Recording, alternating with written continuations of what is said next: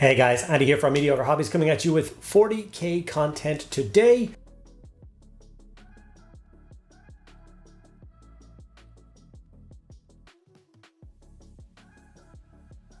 Games Workshop very kindly sent me 4 of the new Warhammer 40,000 characters. There's 3 new Necron characters and 1 new Mechanicum card they sent out. Now, I decided to just go for the Mechanicum character today, mainly because a lot of people have been giving him a lot of crap online with his crazy stilt leg sniper man, which I know is kind of a bizarre, or at least it seems like it's a bizarre aesthetic, but if you read the Mechanicum lore and the background and stuff like that, the kind of toxic wasteland that is Mars now, and how things need to stay up off the ground, it actually makes a whole heap of sense. And considering that 99% of the miniatures in the 40k universe are bipedal, you have 2 arms, 2 legs, a head, in order to make them as varied and as interesting as possible, they're going to have to do some wacky stuff from time to time. So I'm here for it. I really like the design, and I'm going to see if building and painting it can perhaps change your mind. Maybe you can let me know in the comments below if you like this miniature or you do not like this miniature. And I'd like to know your reasons why you do like it and why you don't like it as well. Before I get into the video, I do just have 2 quick points for you. 1, patrons, you guys are awesome. Thank you so much for your continued support.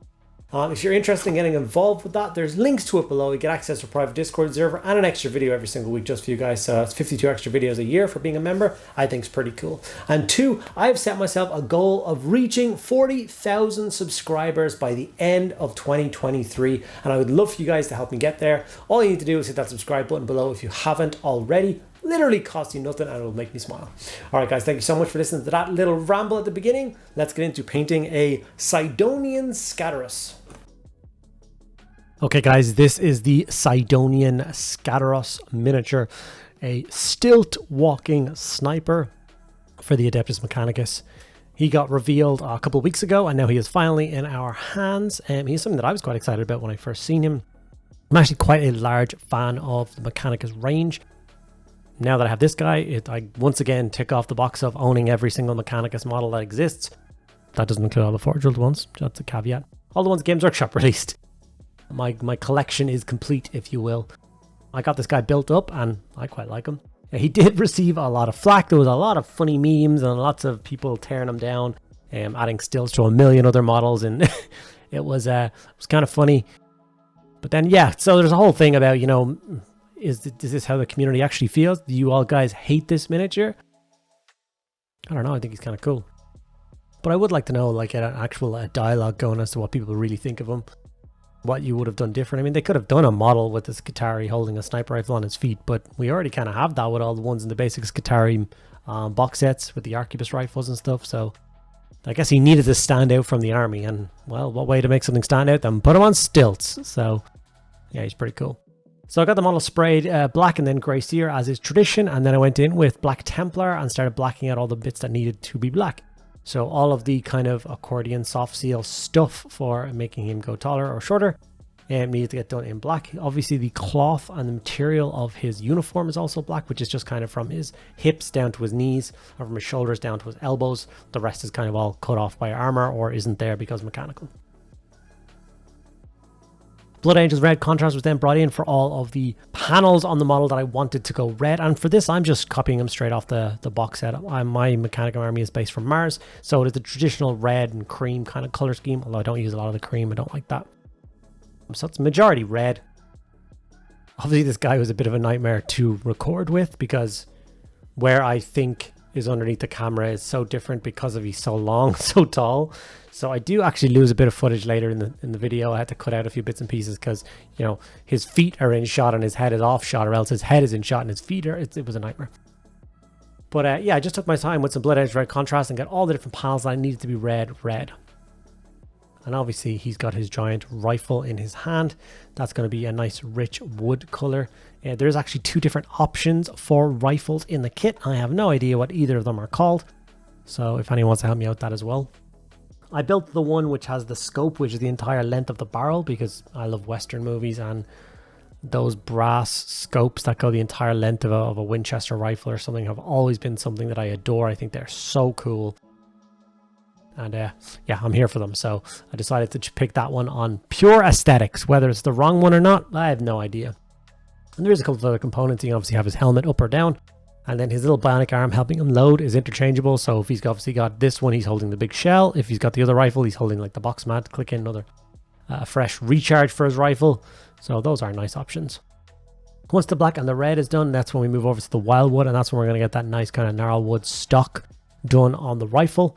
And this is what I'm talking about. In my head, if I'm usually holding a model in this position, the model is in frame, but he's not. He's off frame entirely because he's on stilts.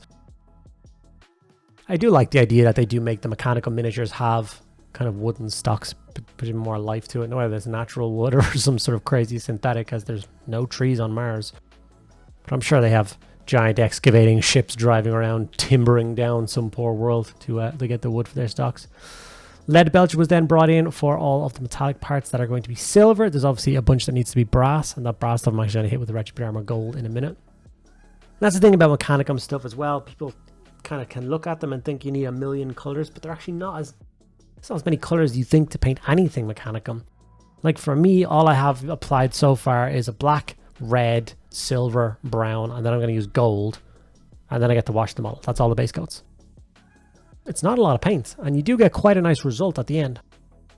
Now, having said that, with my Mechanicum army, I don't think I've actually ever fielded my Mechanicum army in a game, which is kind of bizarre. And the last wave of Mechanicum stuff that came out, about 2-3 years ago now, with for instance, their new flyer and stuff. I have 3 of those to build and paint. Haven't even built a single one. So that whole range, that plethora of new models that came in, I didn't get my grubby mitts on yet. Well, I did, but I haven't built or painted them yet. So at some stage, I would like to have quite a large Mechanicum force built and painted and ready for the tabletop. Right now, I've just got all the Generation 1 stuff, so. Okay, after the silver stuff is applied, I'm going to go into it's supposed to be traditionally brass. I'm going to wash it quite dark, so I'm going to go for Retribute Armor. Retribute Armor is just such a great base coat color for metallics. So I'm going to use that and apply it to, like I said, the rifle, all of the nice design work on the rifle too. The rifle is supposed to be obviously something that's quite ornate. It's quite a specialized piece of equipment. To them, it's probably some holy artifact. So it does have quite a lot of adornments to it, including things like filigree, which is kind of a weird thing for a Mechanicum to do, to bother putting in nice design work. It's not something they normally do. So maybe these rifles were designed for something else in the past and they just kind of have them and use them as some sort of holy relics. I don't really know. Or can they just bust out a box of these things and make them fresh? I really have no idea. But anyway, I digress. Still applying the gold. I'm trying to pick out a few extra details, even stuff that I may have painted already in this paint job, and just add a little bit of touch of gold to it. Obviously taking my time with that said rifle. And then all the antennas and stuff, I try and add a little bit of gold to it. Obviously the big sensor that's sweeping down from his backpack is going to get a lot of gold underneath it. Some of his breathing apparatus. Just a few details just to give him a little bit more of a pop of color. Nothing crazy, but it will make the difference in the end of the model if you do take your time with this stage and get something nice done. So you can see now I've added gold to a few bits and pieces. And so far I'm happy.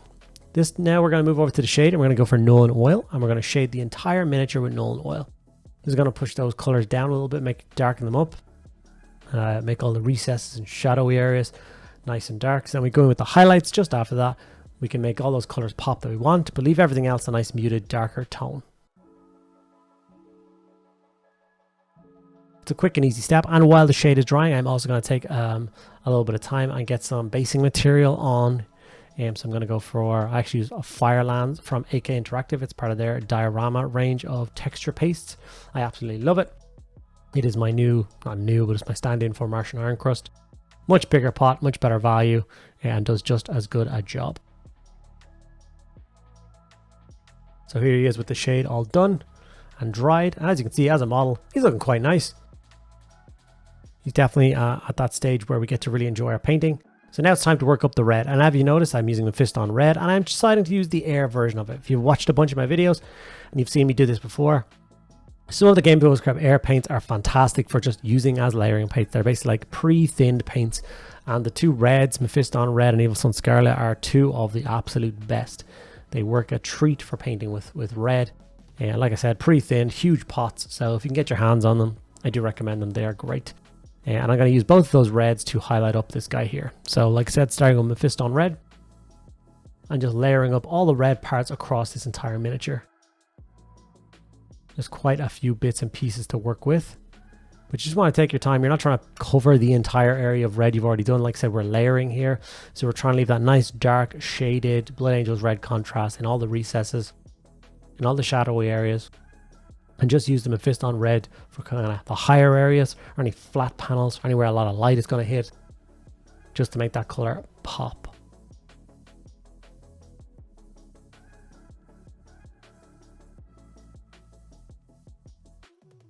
And then, of course, taking our time with things like his helmet and his head. Obviously, these are very key features. When you're looking down on the tabletop, these are the kind of the first elements of the miniature that you're going to see. So I always put as much effort as I possibly can into those bits. Making sure I've got nice clean lines and nice sharp highlights will make the difference. Now, it doesn't take a lot of time. I'm not telling you to take 12 hours painting the top of his head. That would be silly. But just carefully placed brush strokes. Okay, so Stilt Man is coming along quite nicely. Now it's time to jump over to Evil Scarlet. Like I said, as you can see, I'm using the air paints again. And once again, I'm going to be fast moving with this. And this is just for a couple of touch highlights on the red. Make it pop just a little bit more. Some bits will obviously get more detailed than others, depending on the area. So like I said, in the inner thighs and stuff like that are not really that important. There's going to be a lot of dark shadows in there, so you're not going to go crazy. Outer thighs, things like that, those are huge flat panels that people are going to see.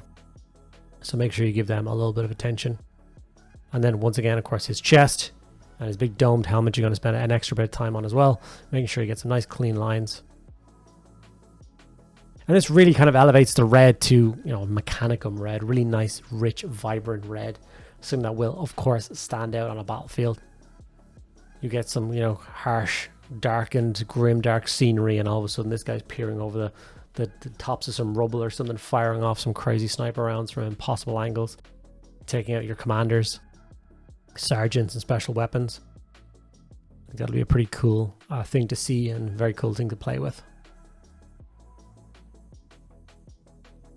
And as you can see, the red is looking quite nice, quite happy with that. Now it's time to add a couple of layers to all the other parts of the model. So obviously the red is the only one that's going to get those 2 stages of highlight. Everything else, just a really quick job. So the Corvus Black, for instance, is just for all of the black parts of the miniature. I'm actually not going to do it on the accordion kind of soft seal bits on his legs or arms and stuff like that. I mean his mechanical legs. I'm just doing it on his uniform bit, the cloth bit that he has, kind of on his arms, and is the top of his legs. His actual legs. We're just add a quick highlight to those areas, just so they don't look like that flat contrast color. After that, we're going to jump over to Catachan Flesh, and this is to layer up the wooden stock of his cool rifle. And then he also has a holster on his left hip and a ammo pouch on his right hip, which is done in the same kind of brown leather scheme. And then a bandolier across his chest as well, which I highlighted the same color as well. Just keep those couple of brown tones the same, so you don't kind of distract the color scheme again from the red, which I think should be the main focus of the model. As you can see, I'm being careful. There's a nice crease down the middle of the rifle, which the shadow and contrast and stuff has sat in quite nicely, giving it a nice definition. We do not want to fill that in with the brown paint. That will ruin that kind of aesthetic and that look. Then obviously painting around all the filigree on the rifle will take a little bit of time.